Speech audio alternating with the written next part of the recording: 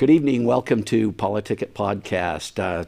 Tonight we have Blake Moore, Congressman Blake Moore, with us. Nice to have you, Congressman. Likewise, Senator. Thanks for having me. We can go with Blake and John from this point now. Okay. All right, okay, we're good. Okay. Well, I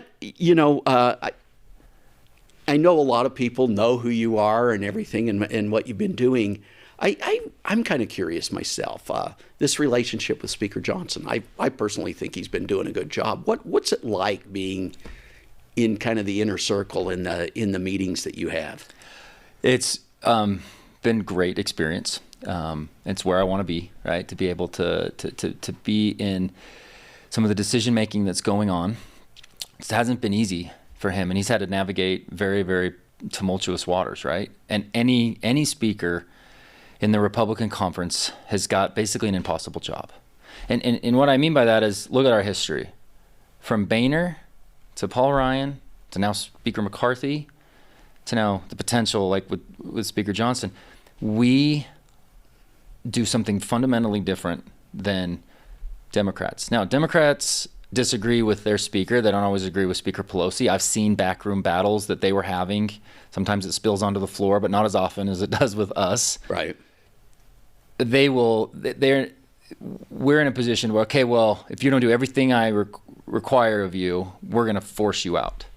And they were like, so that was the basically Boehner was like, well, I'm either going to have it go through another speaker battle, or I think it's time for me to resign. And Paul Ryan kind of did something similar to that. And it weakens him.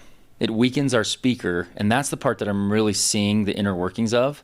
And it boils down to, I think one of the neatest things that I saw Speaker Johnson do was we were in a leadership meeting, a small group of people, and like, hey, Speaker, we need more out of this particular bill, this or that.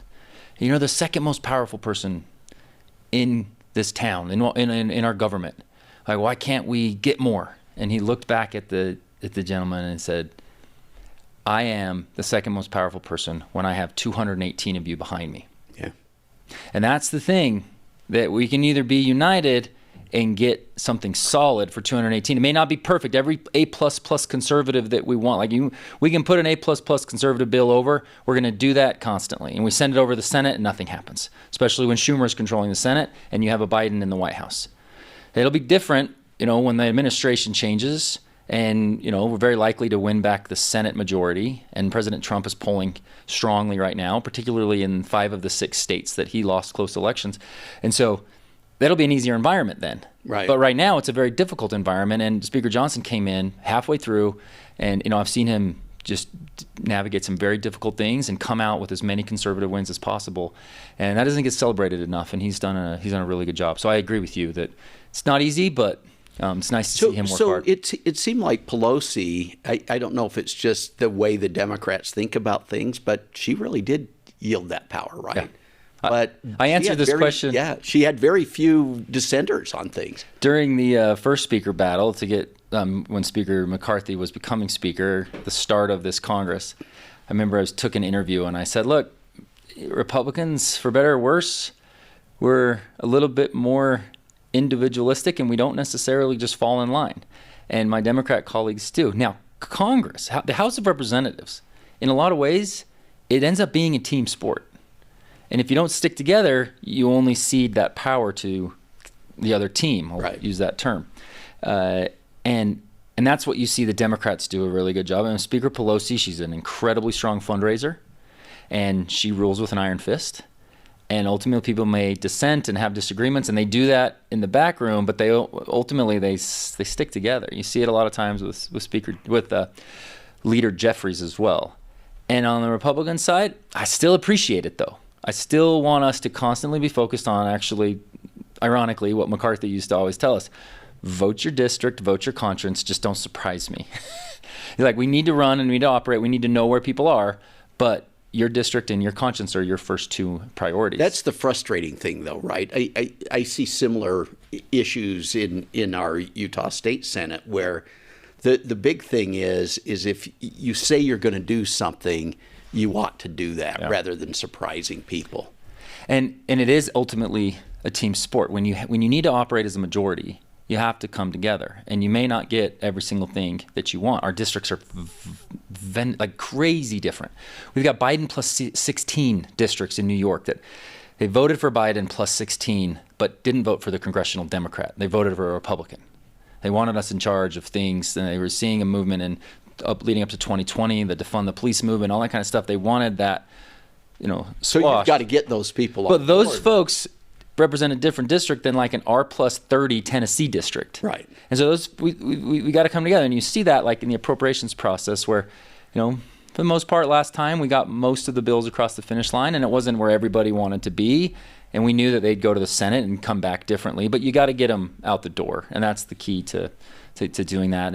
And that's the fun part of this. But we as a Republican conference, I've seen us internally be very, very united, and also outwardly sometimes being very, very disjointed, if you will. And unfortunately, that's where sometimes it gets into personal gratification, aggrandizement. You can fundraise on a lot of dollars if you, Yeah, you might not get as Mike Johnson puts it, you tackle your own quarterback. And so he has to call a play, and we got to run that play. And if you don't like that play, voice your concern and all that kind of stuff, but don't go out and tackle the quarterback. And that's what you do. And you weaken the speaker, and then he loses a little bit of that influence. But he's shown to navigate troubled waters and kind of get us out of it. And we got a little bit of the next few months, we had some tough votes, and they were delayed from the fall when we should have just been able to get them done anyway. But they got delayed, and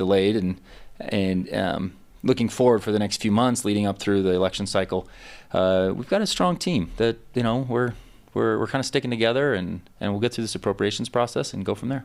Let's talk about some of those tough issues, right? Yeah. I know you've gotten a lot of criticism. Always will. Yeah, it's part of the job. Especially being in leadership, where you can't just shy away from a tough vote and sort of like, I would otherher's want this to pass, but I don't want to take the criticism, so I'm going to shy away. But this is why I'm here today. That's why I'm here. When we went to Weber High School in North Ogden, I would rather take the tough vote and explain it and convince and get people to trust me that way, that I will be honest and forthright about what the truth of these are, what the reality is. I want to do this job that way. It's easy to vote no in Congress. Okay, let's talk about omnibus. Omnibus. Yeah. Excellent. The appropriations process. Right. Yeah. Okay. Omnibus means when you put 12 bills together, it creates an omnibus because there's 12 individual appropriations bills. Defense, veterans. So it's military construction and veterans. You have labor. You have homeland security. On and on and on down to transportation, infrastructure type of bills. So there's 12 individual bills, and it's whenever you have a Republican majority like we do now, you try to pass those bills individually. Right. It ultimately becomes a logistical nightmare and very difficult when you have to deal with what we call the Senate. I always joke, it's actually a common joke, that House Democrats are our opposition, but all senators are the enemy. Senator, I apologize for saying that. But that is the reality. Is we're in the House, we try to pass 12 bills, send them over. And then Senate, then they'll lump them together, or this and that. What Speaker Johnson did last year, which I was very supportive of, he didn't allow just this big, massive 12-bill omnibus come back right before Christmas, which is what you see Pelosi having done multiple years. That puts in kind of an unrelated pressure. Instead of the content of the bill, it puts an extra pressure. So Speaker Johnson did a really good thing. He split them into two. Okay. And again, so let's take the whole entire appropriations process. It's about $1.6 trillion. Let's put that into perspective. What's our total expenditure, which is where our biggest problem is in our government right now, is the massive debt and deficit that we're running. Our total expenditure is 6.2. But this tiny slice of 1.5 to 1.6 trillion dollars, which funds the entirety of all government functions outside of programs that I'll get into. So this is a sliver. This is less than 1/4 of our budget, but it's the only thing we vote on. So of course there's going to be criticism out there because it's all we vote on. And that, I think, is a realization that constituents are shocked when they find out. Like, wait a minute, you as a member of Congress, you have a $6.2 trillion expenditure budget, but you only vote on essentially 1/4 of it? Like, that is crazy to a Utah state legislator. Right. Oh, yeah. You guys do zero out budgeting. You've got the whole thing under control. My bill that we put forward would actually force Congress to vote on all of it. And that means we would have to vote on Medicare, Social Security, and all that stuff. We should. We should have to take a vote on the entirety of the budget every year. And the fact that we only vote on a fourth of it, I think is immoral. Anyway, so back to the process. Speaker Johnson was able to split them in two, avoid the Christmas hoopla, if you will, and we got both bills done. The majority of the entire appropriations process, this is another thing people are surprised at, is defense related. It's our defense, it's our veterans, it's our homeland security. That covers probably almost 2/3 of the entirety of the process. And then there's another sliver for Department of Justice, like I mentioned, labor, health and human services, things like that. And so those bills are split into two. They would be considered a minibus. I would prefer them to be all 12 individual bills. Speaker Johnson wasn't able to get that done. The Senate usually doesn't, cooperate, especially when it's led by Leader Chuck Schumer. Hopefully, if the Senate goes back to Republican control, we can do a better job with that. But the actual content of the bill is where I'm like, okay, so what don't you want? You don't want us to fund our military? I represent Hill Air Force Base. Right. Yeah. This is the number one thing I said when I was running. I want to reverse our debt culture. I want to support Hill Air Force Base and our broader defense, and be a more, an optimistic conservative voice the next generation can look to. Like, those are the three big things that I started out on. And so an appropriations process, we are currently the lowest percentage of GDP for our defense spending than we've been as a nation. In history? Yeah. 50 years ago, it was half of our budget. Half of our entire budget, not just the appropriations budget. It is now 13% of our entire budget and only less than like 6% or something of our GDP. So a lot of complaining like, oh, the defense bill is too big. The defense bill is big. The defense bill is shrinking as a percentage of GDP and has been for 50 years. So when I'm in the minority back in Washington, it's easy to vote no on an appropriations bill. It's, the majority controls it. They didn't do enough to lower the baseline spending. It ticked up a little bit more than you would like. But for the most part, it's easy to kind of vote no, and it's not exactly what you. But when you're in the majority, we actually get an opportunity to create conservative wins out of this. We use this appropriations process to get rid of a rule that's been in place that if you have an issue about a bounced check or something, our veterans' Second Amendment rights can taken away, and that's been on the books for decades. And we use the appropriations process this year to force, because you have this leverage point, and like, we're going to need this, this, and this. We didn't get everything that we wanted, but we forced it to happen. Imagine if we could have 218 people, because when we pass it out of the House, we send the appropriations bill over to the Senate from the House when it's a Republican-led. It's a very, very strongly conservative, and we've cut significant amount of spending out of it. Tried to trim out as much as we possibly can. Send it over to the Senate. They don't necessarily see eye to eye with our House majority, but they know that they're going to have to, reckon with the fact that we're gonna hold the line. And then when it comes back, it's in a place where it's a more negotiated bill. And that's when it becomes easy, like, oh, well, I could vote no, I can avoid the criticism, but I saw what we were getting out of it. We lowered the non-defense discretionary budget by what will ultimately, in a budget cycle, in a 10-year cycle, will trim out $2.1 trillion. And so when people criticize me for supporting an appropriations bill, I show them that we saved $2.1 trillion over a budget cycle. And if we are unwilling to vote in favor of something, we will never get those conservative wins. And that is the big aha moment for a lot of people. And I get it. There's a lot of voices out there that are going to criticize it for this or that. And it wasn't the perfect bill that we wanted, right? But it was a bill that we were able to significantly trim out what would have otherwise grown into $2 trillion. Not solving our debt doesn't balance our budget. But that's where you come into the case of, okay, this is a leverage point. Let's use this as a leverage point to lower spending. And we accomplished that, and that's ultimately why I was supportive of it. We're going to take a break. Okay, we'll come right back. Hi, I'm Matt Hymas, and I'm running to represent District 10 on Utah's State Board of Education. My focus for the state is on academic excellence. Reading, writing, and arithmetic are not just subjects, they're the building blocks of a well-rounded education that opens doors of opportunity for our children. Providing high-quality education to our children should always be a priority for the Utah State Board. Furthermore, I strongly believe that no one knows what's better for a child than their parents. So for children to excel, we must empower parents to be fully involved in their children's education.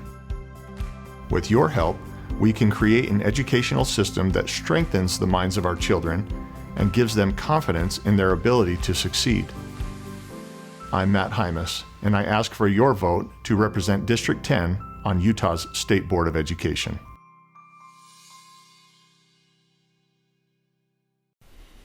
Welcome back. We're here with Congressman Blake Moore. Nice to have you, Blake.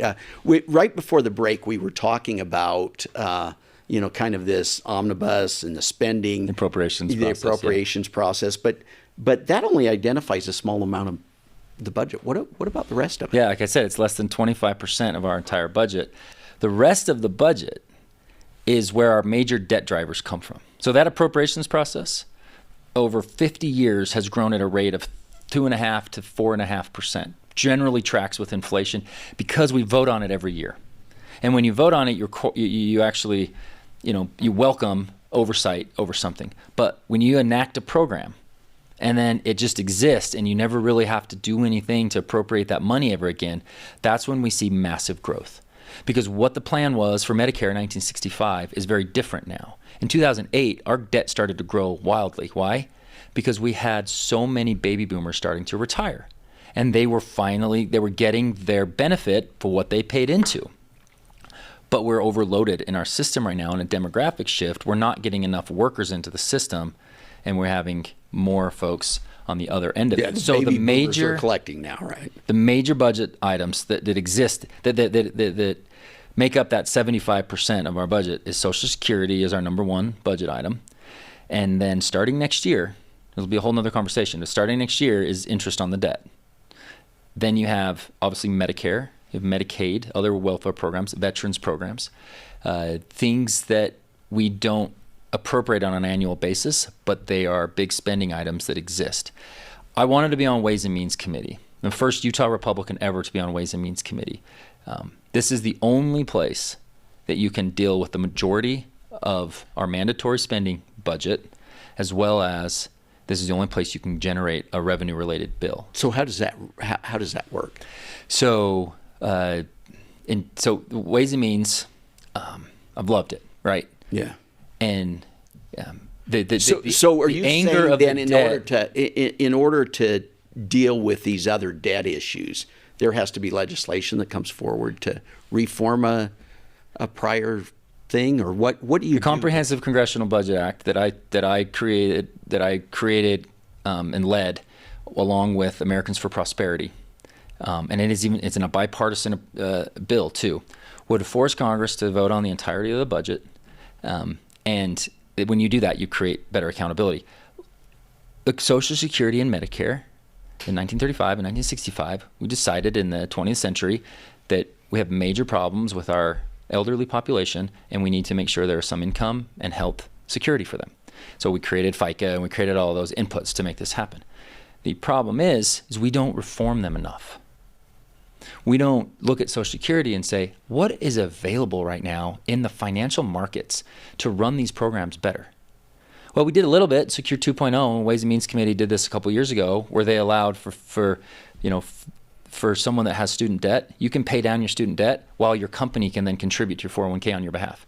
We're trying to create ways so we don't become so reliant on Social Security. That was an awesome effort, very bipartisan, something that everybody agrees on. There is more to do in that space with regards to Medicare and Social Security and Medicaid that can get out ahead of these major spending items that exist. So I'm saying the complaining, the focus on our debt is misplaced when you only talk about one small pie, and that's the appropriations process, or as you mentioned, the omnibus. Right. We have to be willing to be adults back there and deal with the major items. And we had a chance to, in 2017, to get after some of these programs. But it was, hey, let's do tax reform. Let's make sure our defense is shored up and support our defense, and we'll deal with some of these major programs and entitlement. Because the second you say Social Security, Democrats have an ad already written. Right. And they'll start attacking any member of Congress that says the word Social Security or Medicare. Yeah, mom and dad are going to They're going to fall off, they're going to kick them off the cliff or something like that. Paul Ryan got it all the time. Paul Ryan almost, at the actual issue, fiscally going after the major debt drivers was his big push, right? And did some of it, wasn't able to accomplish all of it. There was this, President Trump's second term, let's go after this.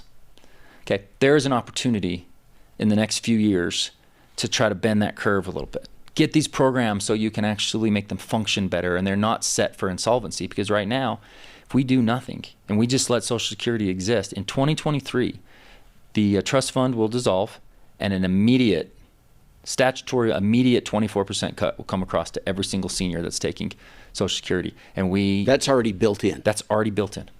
And so when one of my Democrat colleagues will say, don't touch Social Security. Okay, by not touching Social Security, you're allowing that to happen. And all they say is, well, we just want to raise the caps to make the wealthy pay their fair share. It almost rolls off their tongue so much. Well, they are paying their fair share, and we're already taxed to the gills. Just raising the caps on Social Security and Medicare and the FICA caps that exist, you go up to a certain income level and you don't pay any more at that point, won't even cover the shortfall. So unless you fundamentally fix some of these programs. And it's not easy because, like I said, there's an attack ad ready to go at a moment's notice. Even when we're not talking about it, there's still attack ads going on. But we've got to be able to go after this stuff. And a lot of this is done through Ways and Means Committee, and I hope I'm in a position in the next few years to try to bend that curve back down. So you feel like giving up on? A lot of people say, well, Congressman Moore's given up on the military, right, by shifting committees. Yeah. That one wasn't as. I didn't really feel it that much. I had the full support of the Utah Defense Alliance, President Adams, and I went and talked to all of them and said, hey, I'm thinking about doing this, and here's why it benefits.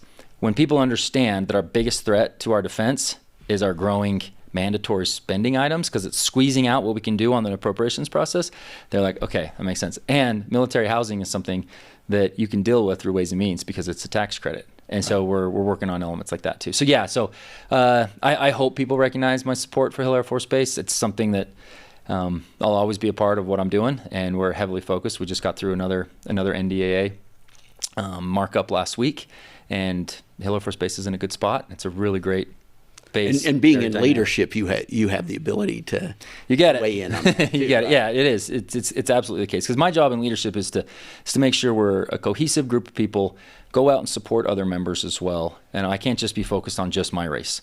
I have to be focused on the 4 or 5 races in California that are under threat. Or there's 2 races in Phoenix area, Mesa Arizona that could go one way or the other, Republican or Democrat. New York seats. A lot of that kind of stuff. I want to be there for my colleagues to help them win. So I try to go help them raise money and go do events for them. So I can't just be focused solely on just running my own reelection, which I love that. I love it when I'm not just focused on myself. Like when you first run for your office for the first time, it's all about, can you get your campaign signs up? Right. You still have to do all that. My job is to make sure I'm doing a good job policy-wise. I'm focused on the issues. I'm doing my town halls so that my constituents know, where my focus is, and then make sure we win as a team.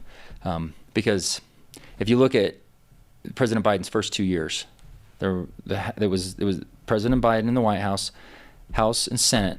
The majorities were under Democrat rule, just by tiny margins. And with that tiny margin, they spent $1.9 trillion in what's called American Rescue Plan, which was supposed to be about COVID, but it was entirely a wish list of years and years and years that things have been piled up on a Democratic wish list, and they got that bill done because you can pass it without the filibuster. One time a year, one budget bill, you can pass it. Well, 3 months later, we saw the worst inflation that we've seen in my lifetime. You don't think that a $2 trillion relief spending type bill that has no offsets, is completely inflationary, doesn't directly cause that? Yes, coming out of COVID was tough, and we had supply chain issues. Yeah, especially when you're not able to sell those bonds, you got to monetize prices, them. Right? Yeah, and gas prices go up, and then it gets even worse. So it's one of those things. So we want to be in the majority. It's not easy to be in the majority. You sometimes have to take tough votes like we've talked about, but you got to lead when you're back there. The other, we're almost out of time, but one of the things I want to ask you about, this is the thing I hear a lot. Well, Blake Moore is just back there getting rich, right? Yeah. All this insider trading. So how do you respond to that? I wish the folks like that could see that 30% of my colleagues live on their couch in their office. The reality of it. The concept of people criticize me for stock trading because as a member of Congress, you have to turn in a report of any stock that's traded on an individual basis. You can have the same exact stocks in a mutual fund and you don't have to turn the report in, but if it's done on an individual basis. And so my financial planner does that all the time. And I go to my chief, I'm like, I learned in orientation I have to do some report for any stock trades. They're like, yeah, you're supposed to do it within 30 days. I'm like, oh, we're past 30 days. We submitted it and we had a late fee. We want to know what Business Insider and more liberal leaning media says. Blake Moore violates the Stock Act. That sounds really bad. Yeah. Or I had to pay a late fee for turning in something late. That's those things you can explain to people, and I do that, and people that get that are like, oh, okay, there's really not an issue. The information that I have, the information that members of Congress have, is public knowledge. I'm not out here defending Speaker Pelosi for anything. She can take the criticism that she gets. I think there's plenty to be blamed there. But your typical U.S. member of Congress it's illegal, not just for members. It's illegal to do insider trading. It's a federal offense. So if you see an accusation coming from House Ethics or the SEC or the DOJ, that's when you know there's an issue. But if a challenger is out there saying it or people are spreading rumors about it, there's no merit to it. And it's just one of those things about being in the arena that happen. But people aren't the individual lay member of Congress. I have probably, like I said, 30% living just in their office because they can't afford to have a home in Indiana as well as a house apartment even in Capitol Hill. It's just, it doesn't work out financially, but people are back there for the right reasons for the most part. So. Very good. Hey, we're out of time, but it always goes too fast. Why don't you make a final pitch to the voters? Right. I think I would say, just as I started, I want to earn people's trust over time. I want to be in this role where folks can engage with me and trust me.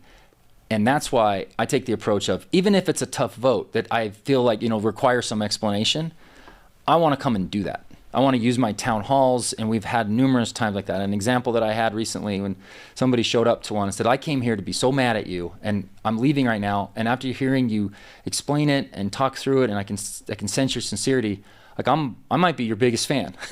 my mom's still my biggest fan, but yeah. That's the kind of relationship I want to have with my constituents. I don't want to just, I'm going to get criticized. The bill's going to pass anyway. I can shy away from this one. I want to be in leadership to be able to drive a conservative agenda back in Washington. I wish I lived in a world like you do, where you have a Republican supermajority in Utah. You can keep taxes low. You can grow, have strong economic growth. You have more influence. We are fighting like crazy with a 2-seat majority with a lot of opposition. And we're trying to create as many conservative wins as possible. And I think we're set up for success in this fall. And then we can go back. 2025 is going to be the most important year in our economy's history. Why? Because the 2017 Tax Cut and Jobs Act, it was signed into law by President Trump and led by congressional Republicans. We have that opportunity to re-up. It all expires next year. Not all of it. Most of the provisions expire next year. And I got myself on the committee that will be dealing with the most important piece of legislation in 2025. And if we are unable to accomplish restoring some of that the Trump era tax cuts, we will have a $4.3 trillion tax increase next year. That's what I want everybody to be focused on, is that 2025 is going to be the Super Bowl of tax, and Utah has never had a member of the Ways and Means Committee. I'm the first Republican to be on that committee, and Utah's voice needs to be there for next year, and that's the part that I'm going to be focused on. There's a lot of stuff going on, But if we don't get tax right and we get this reformed and back to what has been such a strong economic growth over the last 7 years, then we're going to be facing really difficult economic times. And I want to make sure we don't do that. Thank you. Thank Congressman Blakemore, nice having you. Thank you for coming. Absolutely. Thank you. Appreciate it. We'll see you guys next week.